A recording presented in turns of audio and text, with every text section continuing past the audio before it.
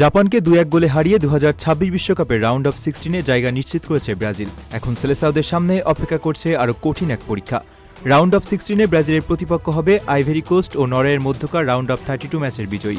অর্থাৎ জাপানকে বিদায় করার পরও ব্রাজিলের সামনে কোনো সহজ পথ নেই। আইভরি কোস্ট আফ্রিকার অন্যতম শক্তিশালী দল। তাদের দলে রয়েছে গতি, শারীরিক সক্ষমতা এবং আক্রমণভাগে বিপজ্জনক কিছু ফুটবলার। দ্রুত কাউন্টার অ্যাটাক এবং শক্তিশালী ডিফেন্স তাদের বড় অস্ত্র। যদি আইভরি কোস্ট রাউন্ড অফ 32 পেরিয়ে আসে, তাহলে ব্রাজিলকে বলের দখল ধরে রেখে ধৈর্য নিয়ে খেলতে হবে। সামান্য ভুলও বড় বিপদের কারণ হতে পারে।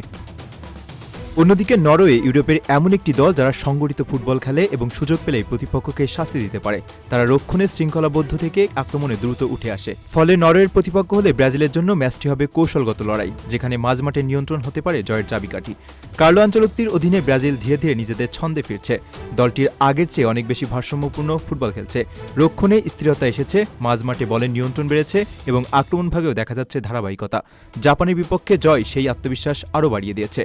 ব্রাজিল সমর্থকদের আশা, নেইমার, ভিনিসিয়াস জুনিয়র, রদ্রিগো এবং দলের অন্যান্য তারকারা নকআউট পর্বে নিজেদের সেরাটা উপহার দেবেন। তবে বিশ্বকাপের নকআউট পর্বে কোনো ম্যাচই সহজ নয়। এখানে একটি ভুলই বিদায়ের কারণ হতে পারে। তাই প্রতিটি ম্যাচই ব্রাজিলকে খেলতে হবে ফাইনালের মানসিকতা নিয়ে। যদি ব্রাজিল রাউন্ড অফ 16-এ জয় পায়, তাহলে কোয়ার্টার ফাইনালে আরও শক্তিশালী প্রতিপক্ষের মুখোমুখি হওয়ার সম্ভাবনা রয়েছে। তাই এখনই মনোযোগের কেন্দ্রবিন্দু আইভরি কোস্ট নরওয়ে ম্যাচের ফল এবং সে অনুযায়ী প্রস্তুতি। সব মিলিয়ে জাপানকে হারিয়ে ব্রাজিলের যাত্রা আরও রোমাঞ্চকর হয়ে উঠেছে। সামনের প্রতিপক্ষ যেই হোক না কেন, 5 বারের বিশ্ব চ্যাম্পিয়নদের লক্ষ্য একটাই, আরও এক ধাপ এগিয়ে হেক্সা জয়ের স্বপ্নের পথে এগিয়ে যাওয়া।